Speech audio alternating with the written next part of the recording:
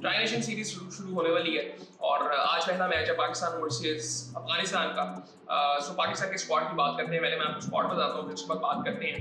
पाकिस्तान का स्क्वाड है, सलमान अली आगा कप्तान होंगे, अब्रार अहमद हैं, फहीम अशरफ है, फ़खर जमान है, हारिस रऊफ है, हसन अली है, हसन नवाज है, हुसैन तलत है, मुशीर शाह है, मोहम्मद हारिस है, मोहम्मद नवाज है और मोहम्मद वसीम है, साहिद फरहान है, साइम अयूब है, सलमान मिर्जा है, शाहीन शाह अफरीदी है, सुफियान मुकीम है। सो ये पाकिस्तान का स्क्वाड था। अब इसमें मैं अगर बात करूँगा कि स्क्वाड कैसा है, कोई फायदा नहीं है उस चीज़ का।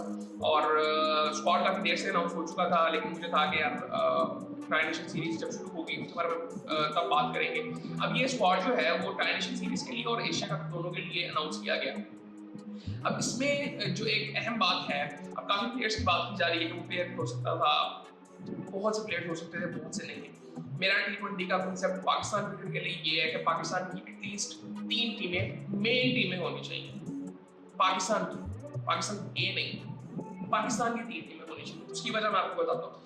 आप हमारे यहाँ पे क्रिकेट खेली किस तरह से जाती है, टैलेंट बेस पे। टैलेंट नजर आया पाकिस्तान टीम में डालो, टैलेंट नजर आया पाकिस्तान टीम में डालो। आपने इतने लड़कों को डेब्यू करवा दिया है और डेब्यू के बाद वो पाकिस्तान ए से खेल रहे हैं अपने आप को बेहतर करने के लिए। ये समझ से बाहर आई चीजें। तो खैर अब दोनों ने मेरे ख्याल से 3 टीमें बननी चाहिए और उनकी रेगुलर T20 सीरीज होनी चाहिए, रेगुलर होनी चाहिए। अभी पिछले कुछ सालों में अगर देखें, मुझे तो ये पिछले 2-3 सालों में ऐसा लगा कि हमने क्रिकेट बहुत कम खेली है। टेस्ट क्रिकेट की बात करें, वनडे तो बहुत ही कम हुई है, लेकिन T20 भी हमने बहुत कम खेली है। सो T20 क्रिकेट हमें बहुत ज़्यादा खेलनी पड़ेगी, बहुत ज़्यादा खेलनी पड़ेगी। सो अगर 3 टीमें मैं समझता हूँ कि एक टाइम में खेल रही हो, अब उसमें बहुत सी चीज़ें आती हैं। इस तरह बजट एक इशू है। बजट से मेरी मुराद ये है कि आपके पास स्पॉन्सर उस तरह से नहीं होते इतने ज़्यादा, स्पेशली जो ब्रॉडकास्टिंग के राइट्स होते हैं वो बेचना वो इतना आसान काम नहीं है। 3 टीमों को तो और ज़्यादा मुश्किल हो जाएगा। अभी एक टीम की अगर बात करें तो वो आई थिंक हो जाता है, 2 भी हो जाएगा, लेकिन 3 वो चैलेंज किसी हद तक शायद हो सकता है। लेकिन आई थिंक वो उसमें जो एक वजह है वो बिजनेस मॉडल की वजह है, लेकिन इसका सोल्यूशन हो सकता है। ऐसी कोई बात नहीं है कि इसका सोल्यूशन नहीं हो सकता। आपके पास OTT इतने प्लेटफॉर्म्स हैं, आपके पास चैनल्स भी हैं और मेरे ख्याल से जितने चैनल्स हैं पाकिस्तान में हो जाएगा, मैनेज हो सकता है अगर करना चाहे तो। पहले तो 3 टीमें आपको बनानी पड़ेगी, ये कभी भी नहीं होगा। मैं पिछले 2-3 साल से बात कर रहा हूँ, शायद मेरे ख्याल से मैंने किसी के मुंह से भी नहीं सुनी ये बात कैसा होना चाहिए। एक टाइम पे सुनता था जब इंडिया में ये ऐसे हुआ था, 2-3 टीमें उनकी बनी थी और एट द सेम टाइम वो क्रिकेट खेल रही थी मुख्तलिफ ममालिक में जाके। लेकिन पाकिस्तान में उस वक्त हल्की फुल्की बात हुई थी, उसके बाद कभी बात नहीं हुई। और ये चीज़ें आई थिंक इम्पॉर्टेंट हैं। और पाकिस्तान टीम की स्पेसिफिकली बात करें, यार ठीक टीम है, अच्छी टीम है, मतलब यंग टीम है। मैं सिर्फ इनके अंदर जो चीज़ एक देखना चाहता हूँ, एक तो फाइट नजर आनी चाहिए और दूसरा फील्डलेस क्रिकेट खेले, लड़ने की कोई जरूरत नहीं है। ये अगर ये चीज़ जहन में होना कि आउट हो जाऊंगा तो टीम से बाहर हो सकता हूँ, नहीं खेल सकते। अगर जिस बंदे ने अपना शौक पूरा करके और डर के फिर जिंदगी गुजारनी है तो फिर फायदा क्या है शौक पूरा करने का? फिर आप पैसे कमाने के लिए जो कर सकते हो वो करो। सो आई थिंक ये स्पेसिफिक लोग जो एथलीट्स होते हैं, आर्टिस्ट होते हैं, जो अपने पैशन को फॉलो कर रहे होते हैं, मोस्टली लोग, इनको आई थिंक मेरे ख्याल से जरा ना पैसे से थोड़ा सा आगे चला जाना चाहिए, इन चीज़ों से थोड़ा आगे चला जाना चाहिए कि ठीक है, मैं अगर अच्छा हूँ तो मैं रहूँगा यहाँ पे। सो आई थिंक ये सारी चीज़ें इस माइंडसेट से अगर ये खेलते हैं, मेरे ख्याल से इतने गुम होते तो नहीं है हमारे प्लेयर्स, जिसकी ज़रूरत है। कई सालों से बात कर चुके हैं, सो बहुत से लोगों ने बात की है, नहीं हो रही ठीक ये चीज़। सो खैर आई थिंक अब स्पेसिफिकली अगर प्लेयर्स की बात करें, सलमान अली आगा बिल्कुल ठीक है, अब्रार को भी खेलना चाहिए, फहीम भी है, प्लेइंग 11 की भी बातें हो रही हैं। मैं नहीं बहस करना चाहता इसमें, मैं ना अपनी प्लेइंग 11 बनाना चाहता हूँ। मैं रात को देखूंगा कौन सी प्लेइंग 11 खेल रही है, फिर वो कैसा परफॉर्म करती है। सो बस ये गलती ना करें जो पहले इन्होंने की थी वनडे में कि जी आपने फास्ट बॉलर डाल दिए, नाम स्पिनर खिलाने, जो एक बेसिक कॉमन सेंस थी। फहीम अशरफ है, फ़खर जमान। अब मैं आपको एक चीज़ बताता हूँ, फहीम अशरफ ने अब स्कोर कर दी है, अब फास्ट बॉलिंग ऑलराउंडर है। सो उसके बाद अब नवाज बॉलिंग बेहतर कर रहा है पिछले कुछ टाइम से। सो ये सारी चीज़ें आई थिंक है, चैलेंज होगा अपने 11 में बनाना। हारिस रऊफ, मेरे ख्याल से हारिस रऊफ की एटलीस्ट जगह नहीं बनती इस टीम में, ये क्योंकि ये वाहिद ऐसा प्लेयर है जो बिल्कुल क्लियरली नजर आएगा, इसकी जगह ही नहीं बनती। जिस तरह से उसको मार पड़ रही है हर फॉर्मेट में, कहीं पे कुछ नहीं किया इसने। सो आई थिंक इसकी जगह नहीं बनती। बाकी आई थिंक इस वक्त जो भी आप डाल दें, शाहीन भी ठीक है, बेहतर नजर आ रहा है पिछले कुछ टाइम से, लेकिन हारिस की तो बिल्कुल जगह नहीं नजर आती, पता नहीं किस बेस पे खेल रहा है।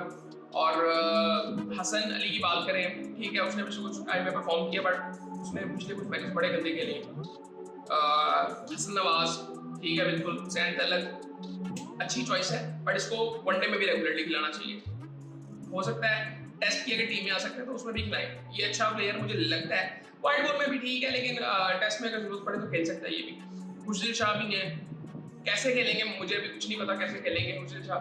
और मोहम्मद हारिस थोड़ा सा मुझे लगता है कि इनको अपनी गेम को और ज्यादा समझने की जरूरत है। आई थिंक ड्यू है। आखिरी इनका शो जो था वो बड़ा जबरदस्त था।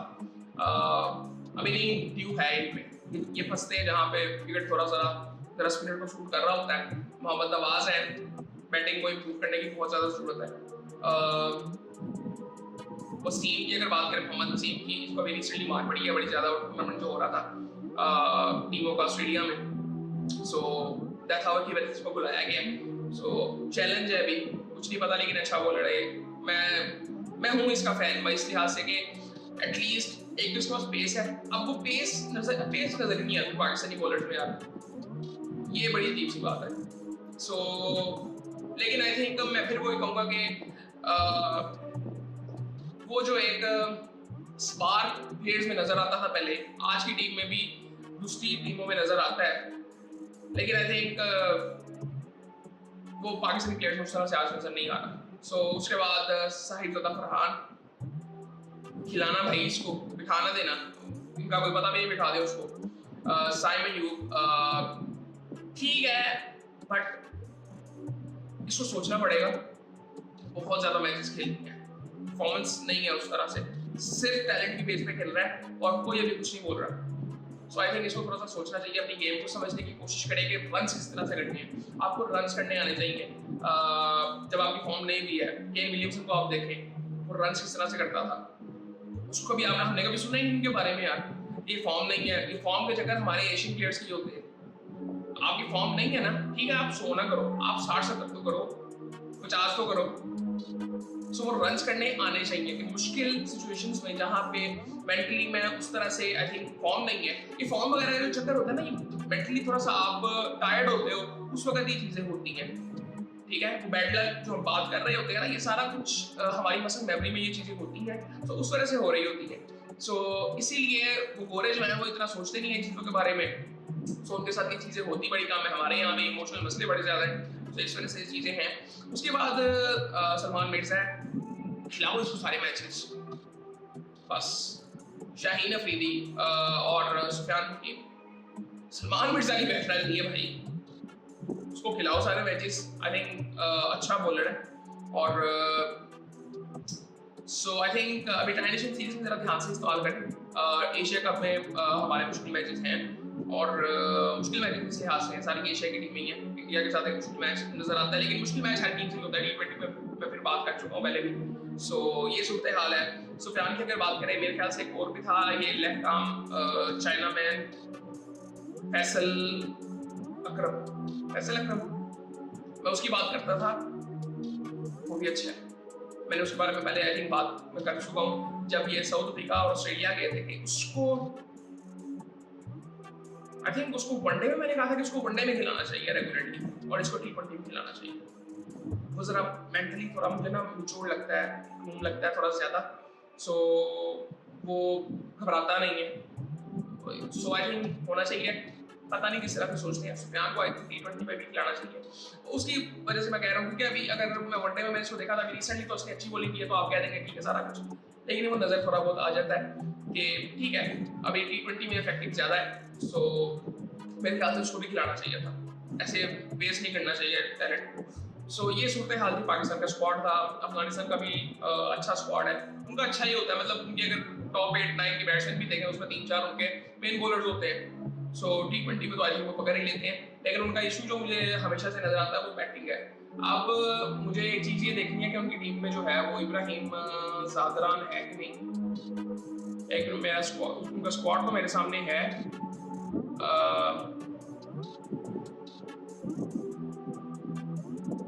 इब्राहिम ज़ाकरान है, सो ये अच्छा प्लेयर है। लेकिन एक दो प्लेयर्स ऐसे हैं जो कि मुझे नजर ही नहीं आ रहे। अब वो एक वो था ना कब्बा, क्या नाम था उसका,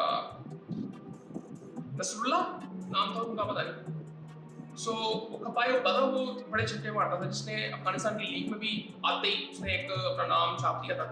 सो वो पेशावर सलमी से भी वो खेल चुका हुआ है। सो आई थिंक गायब ही हो गया एकदम। सो खैर ये अब शाम के मैच में पता चल जाएगा कि क्या सूरत हाल है। बाकी आई थिंक फिर आपसे बात होगी।